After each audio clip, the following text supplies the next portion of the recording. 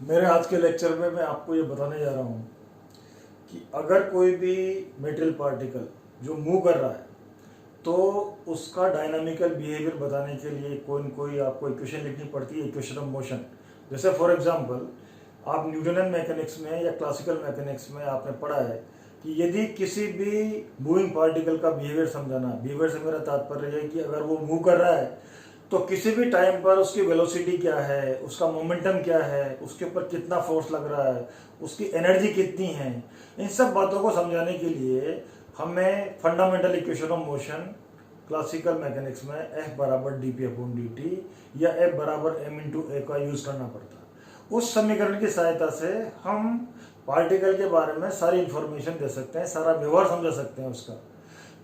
परंतु प्रश्न ये है कि जहां पर पार्टिकल पार्टिकल की तरह से नहीं है, वो ड्यूअल कैरेक्टर शो कर रहा है, यानी वेव लाइक बिहेवियर भी शो कर रहा है, वो इंटरफेरेंस एग्जिबिट कर रहा है, वो डिफ्रैक्शन शो कर रहा है, तो ऐसे केस में समीकरण F बराबर D P upon D T बराबर एम ए को उसका गतिक व्यवहार, डायनामिकल बिहेवियर समझाने के लिए काम में नहीं ले सकते।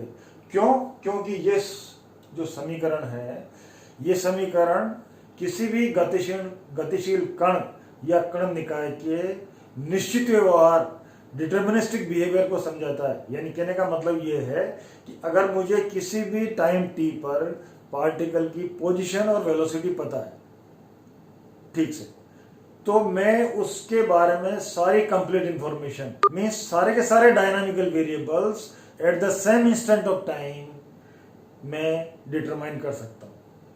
तो जो क्लासिकल पार्टिकल है, जो क्लासिकल सिस्टम है, उसका बिहेवियर डिटर्मिनिस्टिक है। और चूंकि हम यहां पर समझ चुके हैं कि जो स्मॉल पार्टिकल्स हैं, जो एटम्स हैं, मॉलिक्यूल्स हैं या इनके कॉन्स्टिट्यूएंट पार्टिकल्स हैं, ये विशिष्ट परिस्थितियों में वेव लाइक बिहेवियर शो करते हैं, इसलिए इनके बिहेवियर में अनिश्चितता आ जाती है।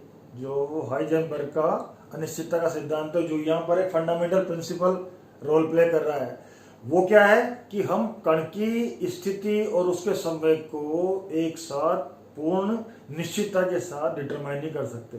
नापेंगे तो उनके मापन में एरर आएगी, और इन एरर का जो प्रोडक्ट है, कौन सी एरर? पोजीशन के मेजरमेंट में एरर डेल्टा एक्स और मोमेंटम के मेजरमेंट में एरर डेल्टा पी, वो h×2 से कम नहीं हो सकता। इसलिए हमें यहाँ पर पार्टिकल को, बिहेवियर को अलग से समझाना पड़ेगा।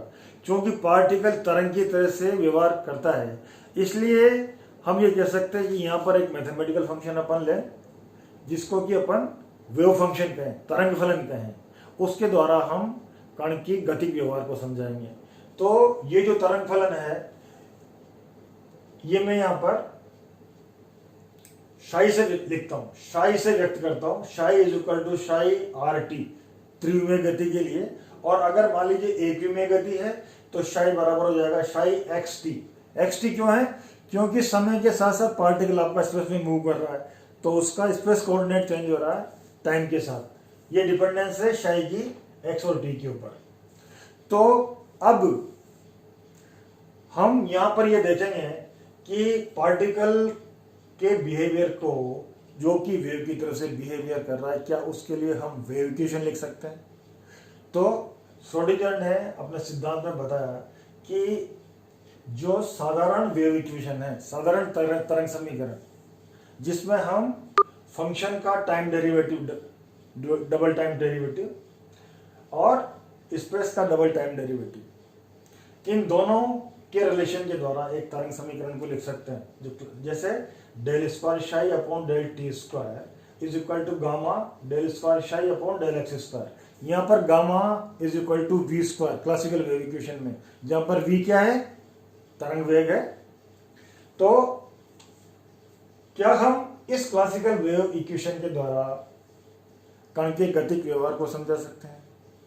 तो प्रश्न ये उठता है कि शाई को कैसे निरूपित किया जाए। यहाँ पर हम ये मान लेते हैं कि हम ऐसे कण पर विचार करते हैं जो स्वतंत्र रूप से एक्स दिशा में गति कर रहा है और इसका संवेग निश्चित है। ये मान लिया अपन ने शुरू में, संवेग निश्चित है, इसका मतलब क्या है कि we are considering a free particle जिसके ऊपर किसी भी प्रकार का कोई फोर्स फील्ड काम नहीं कर रहा।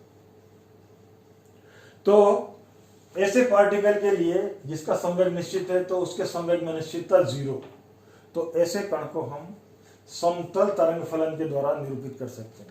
ये समतल तरंग फलन हम कैसे लिखते हैं, शाई इक्वल टू, जैसे मैं शाई एक्स टी लिखता हूं, अगर ये मानते हुए कि कण एक्स दिशा में गति कर रहा है तो psi x T equal to A sine x दिशा में गति है के एक्स माइनस ओमेगा टी, या अपन इसको कोस के एक्स माइनस ओमेगा टी, या इसको हम एक्सपोनेंशियल फॉर्म में भी लिख सकते हैं। Exponential function e to the power iota k x क्या होता है आपका cos x plus iota sine x, यानी कोस फंक्शन और साइन एक्स का साइन फंक्शन का सुपरपोजिशन। तो I can write exponential iota k x minus omega t या exponential minus iota k x minus omega t. इनमें से किसी भी फंक्शन के द्वारा हम शाई को व्यक्त कर सकते हैं। तो यदि मैं शाई को ये चूज कर देता हूं, शाई इक्वल टू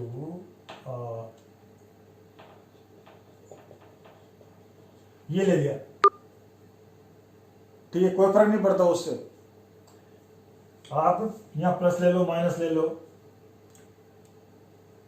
इसको के एक्स माइनस ओमेगा टी लिख लो, ओमेगा टी माइनस के एक्स लिख लो, केवल डायरेक्शन ऑफ मोशन का फर्क पड़ेगा। ये पार्टिकल आपका forward direction plus x direction में जा रहा है या माइनस एक्स डायरेक्शन में जा रहा है, लेकिन हर फंक्शन के द्वारा हम एक मूविंग पार्टिकल को एक प्लेन वेव फंक्शन के द्वारा रिप्रेजेंट कर सकते हैं।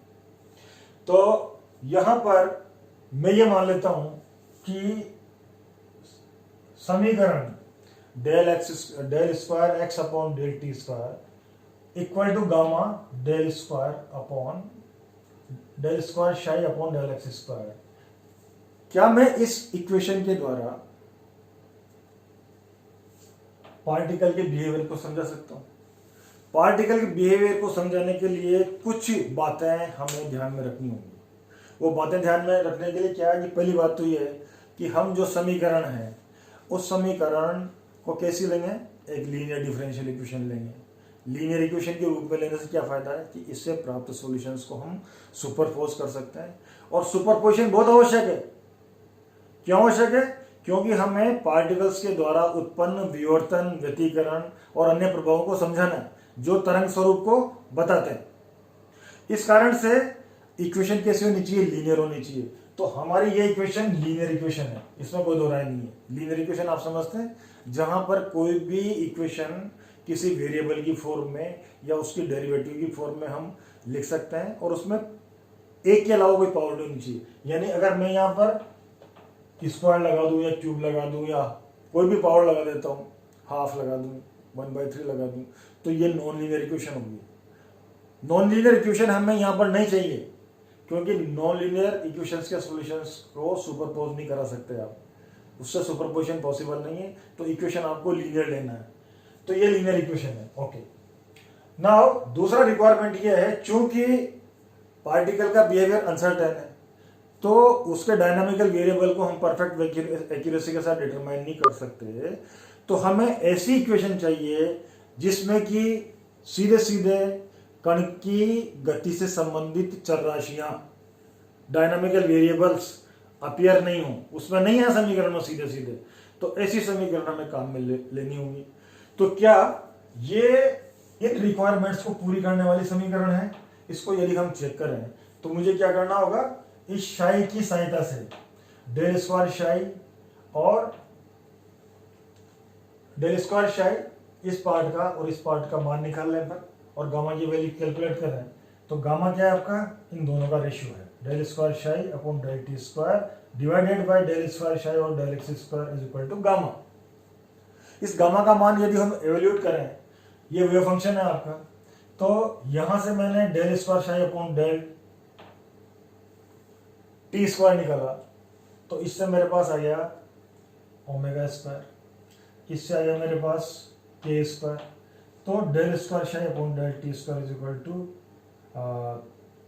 ओमेगा स्क्वायर अपॉन के square. Okay,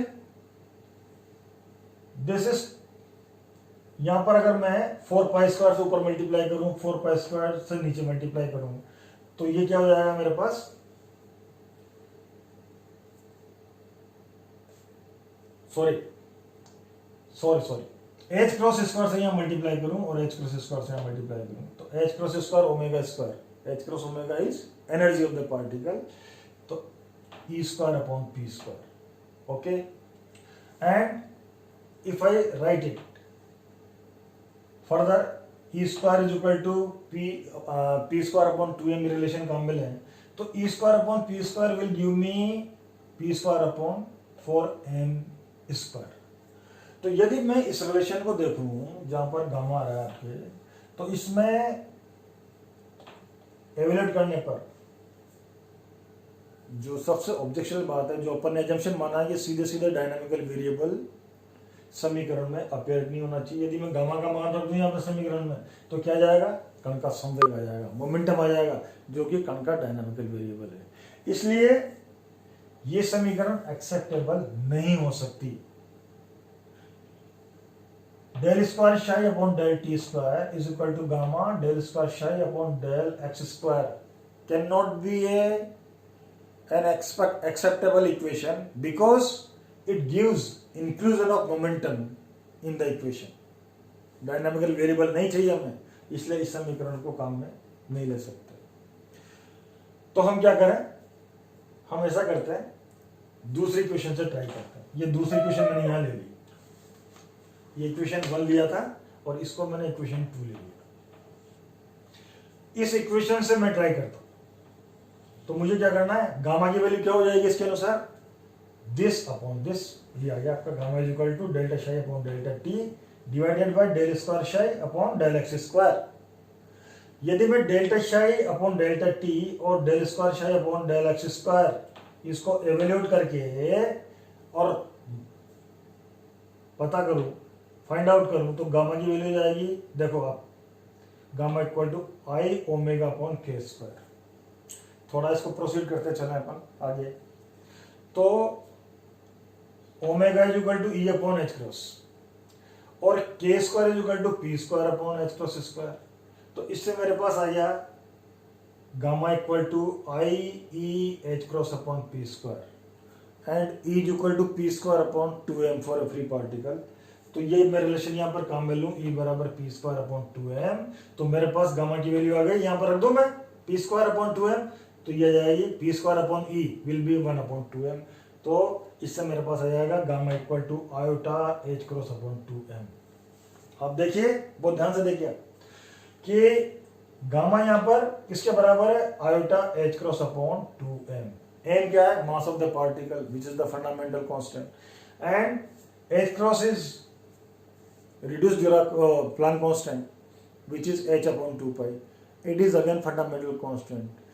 No dynamical variable is appearing in the value of gamma, जो हम यहां पर रखेंगे, जो हम इस समीकरण में रखेंगे। ओके, तो ये इक्वेशन जस्टिफाइड लगती है कि इस इक्वेशन से हम पार्टिकल के डायनामिकल बिहेवियर को समझा सकते हैं। तो यदि ये मान अपन यहां पर रख दें, तो हमारे पास जो फाइनल इक्वेशन है, ऐसे पार्टिकल को जो एक्स डायरेक्शन में मूव कर रहा है, उसका इक्वेशन क्या बन गया, delta psi upon delta T equal to gamma क्या है आपका, iota H cross upon 2m, ये आ गया delta psi upon del square psi upon del x square. शाई किसको रिप्रेजेंट, ये इक्वेशन किसको रिप्रेजेंट कर रही है, ऐसे पार्टिकल को रिप्रेजेंट कर रही है जो एक्स डायरेक्शन में मूव कर रहा है, जिसका मास m है। यहां पर मैं एक काम और करता हूं, दोनों तरफ आयोटा एच क्रॉस से गुणा कर देता हूं। आयोटा एच क्रॉस से गुणा करने पर तो मेरे पास आ गई equation iota H cross delta psi upon delta T equal to, इसको मल्टीप्लाइड किया आयोटा एच क्रॉस से, तो ये क्या गया मेरे पास, minus H cross square upon 2m del square psi upon del x square.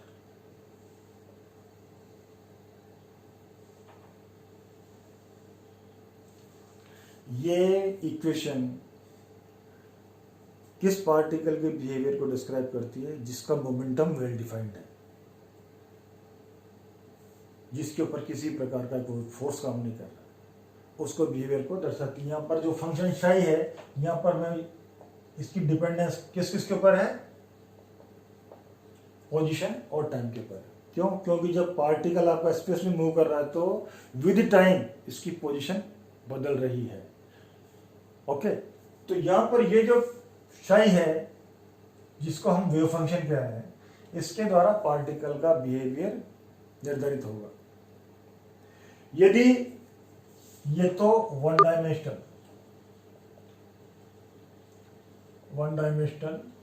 Schrodinger wave equation.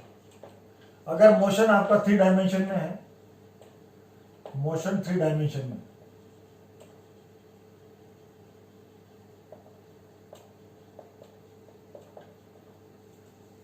जो del square upon del x square है, इसमें y और z कंपोनेंट और हो जाएंगे। तो यहाँ पर मेरे पास इक्वेशन बन जाएगी आई एच क्रॉस डेल्टा शाई, x भी आ जाएगा, y भी आ जाएगा, z भी आ जाएगा, upon delta t equal to minus H cross square upon 2m। यहाँ पर del square over del x square plus del square over del Y square plus del square over del Z square multiplied by psi x y z t. So this I can write I h cross delta psi x y z को मैंने r लिख दिया, delta t equal to minus h cross square upon 2m del square psi r t. This del square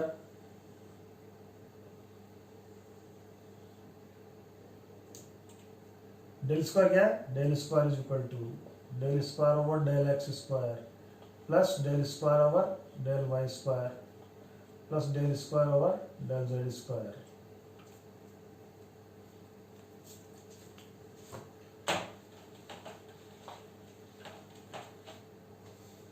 ये क्या है? आपके ऐसे particle के मोशन को रिप्रेजेंट कर रहा है जो 3 डायमेंशन में स्पेस में मूव कर रहा है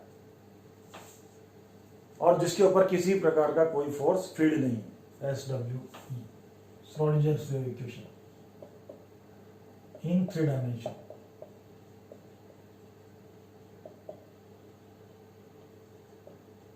ओके, नाउ अब प्रश्न ये उठता है कि अभी तक तो हमने इसका जिक्र जो किया है वो एक ऐसे पार्टिकल के मोशन के लिए किया है कि जिसके ऊपर किसी प्रकार का फोर्स, कोई पोटेंशियल फील्ड काम नहीं कर रहा। लेकिन अगर पार्टिकल किसी बल क्षेत्र में, किसी फोर्स फील्ड में, किसी पोटेंशियल फील्ड में गति कर रहा है, तो ऐसे केस में आपकी जो श्रोडिंगर इक्वेशन है वो क्या होगी? इसको समझने के लिए एक बात मैं और समझा देना चाहता हूं कि यहाँ पर यदि psi is equal to iota upon H cross omega T minus X लेता हूं, तो लेफ्ट हैंड साइड ये क्या बन गई मेरे पास? Left hand side is equal to, रखो आप इसमें, left hand side becomes iota H cross delta psi upon delta t निकालेंगे यहाँ, तो इससे क्या बन गया मेरे पास? ये ओमेगा क्या बन गया आपका? ये L H S is equal to h cross omega शाई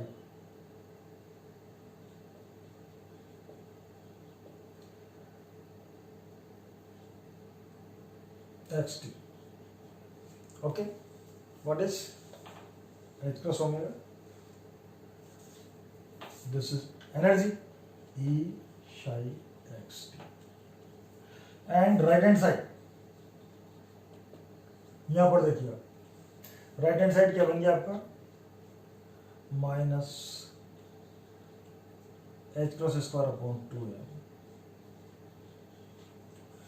और इसको 2 बार डिफ्रेंशिएट करेंगे अपन, तो ये आ जाएगा के स्क्वायर आ जाएगा यहाँ से, तो के स्क्वायर, और इस फंक्शन को बस मैंने क्या लिख दिया, शाई एक्स टी लिख दिया। अरे शाई एक्स टी ये है ना, psi x T is equal to this, इससे अपन ने delta psi upon delta T निकाल के यहाँ रख दिया, और इससे del square psi upon del x square निकाल करके यहाँ रख दिया, ये राइट हैंड साइड है। तो एच क्रॉस स्क्वायर अपॉन के स्क्वायर, ये sorry this will be plus, so this is equal to nothing P square upon 2m psi x T X T. So दोनों को यदि कंपेयर करें तो हम क्या लिख सकते हैं, E psi x T is equal to P square upon 2m psi x T. तो एक तरीके से जो श्रोडिंगर समीकरण है ये किस फॉर्म में आपको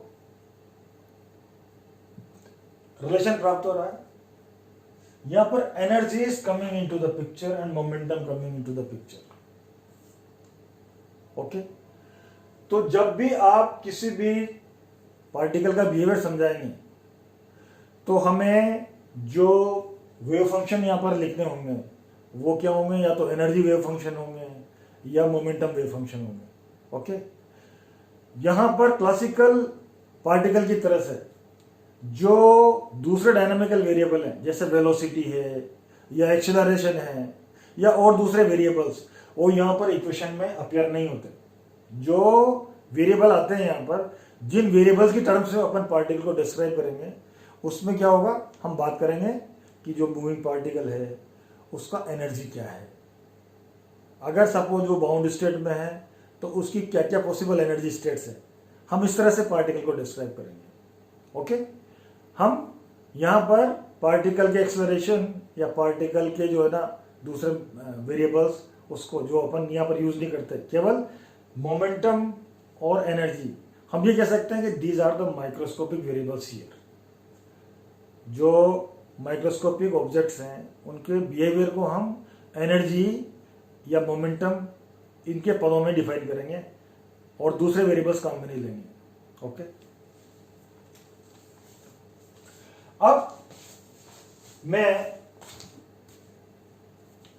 श्रोडिंगर वेव इक्वेशन उस केस में बताने जा रहा हूं जब पार्टिकल किसी फोर्स फील्ड में मूव करता है।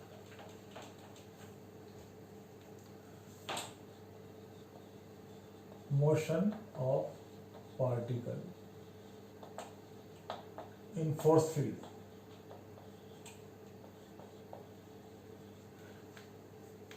तो अगर मान लीजिए सपोज कोई पार्टिकल जो टाइम वेराइंग फील्ड में मूव कर रहा है, तो इसका जो पोटेंशियल एनर्जी फंक्शन है v, ये भी टाइम पर डिपेंड करेगा, v एक्स टी। ओके, और पार्टिकल की जो एनर्जी है E, ये क्या हो गया आपकी t माइनस वी या k minus V, k plus V. Okay, तो जो काइनेटिक एनर्जी टर्म है k, ये किससे रिप्लेस करेंगे अपन, E माइनस वी से। काइनेटिक एनर्जी टर्म किससे रिप्लेस करेंगे अपन, E माइनस वी से। तो जो अपनी इक्वेशन है E शाई एक्स टी, सॉरी, जो आपकी इक्वेशन है ये क्या बन जाएगी, iota H cross upon delta psi upon delta T X T equal to, जो H cross square upon 2m, ये क्या है बेसिकली, एनर्जी ऑपरेटर है। कौन सा ऑपरेटर, कौन सी एनर्जी, काइनेटिक एनर्जी ऑपरेटर। तो बजाय काइनेटिक एनर्जी के हमें पोटेंशियल एनर्जी भी ऐड करना पड़ेगा यहाँ पर। ओके, तो यहाँ पर minus H cross square upon 2m del square psi x T, sorry one dimension delta X square upon del square or del x square psi xt plus I have to add this potential energy function. So this we can write minus h cross square upon 2m del square upon del x square plus v xt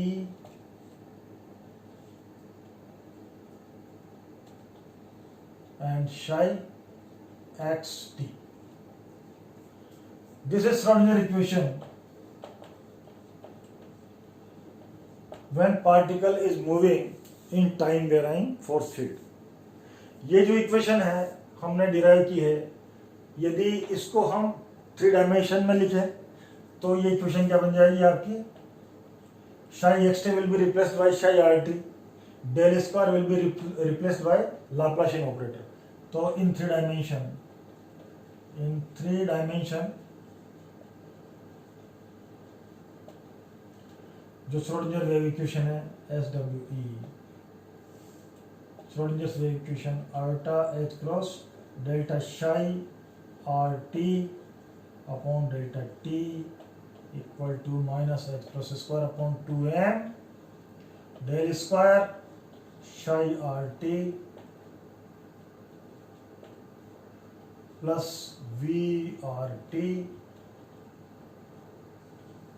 psi RT.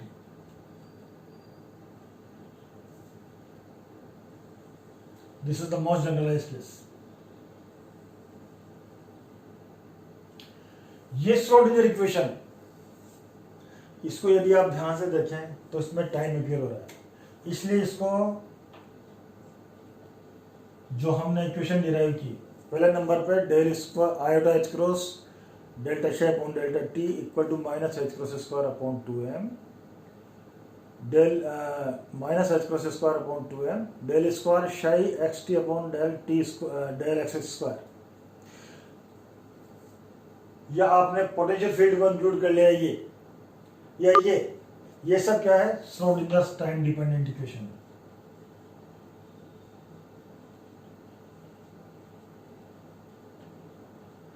Schrödinger's time dependent equation, जहां पर आपने यह माना है कि जिस force field में particle move कर रहा है वो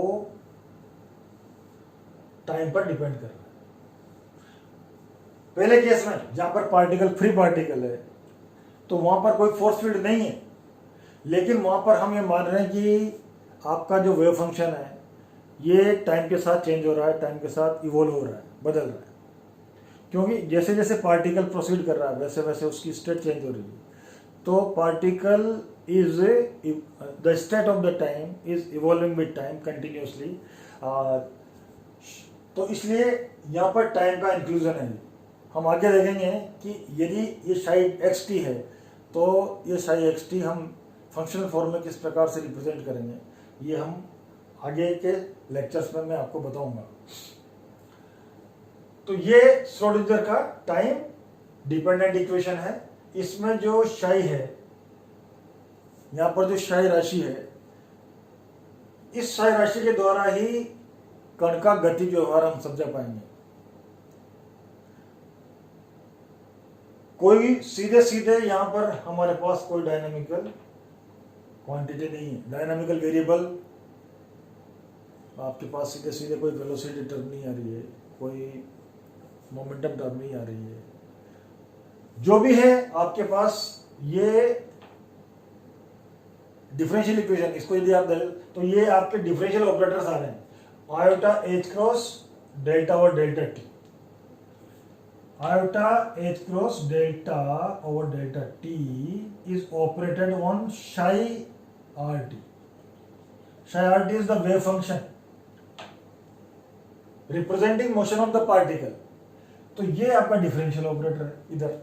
इधर क्या है आपका minus H cross square upon 2m del square plus v, ये दूसरा डिफरेंशियल ऑपरेटर है जो psi RT के ऊपर ऑपरेटर हुआ है. psi RT के ऊपर ऑपरेट किया जा रहा है. ओके, तो बेसिकली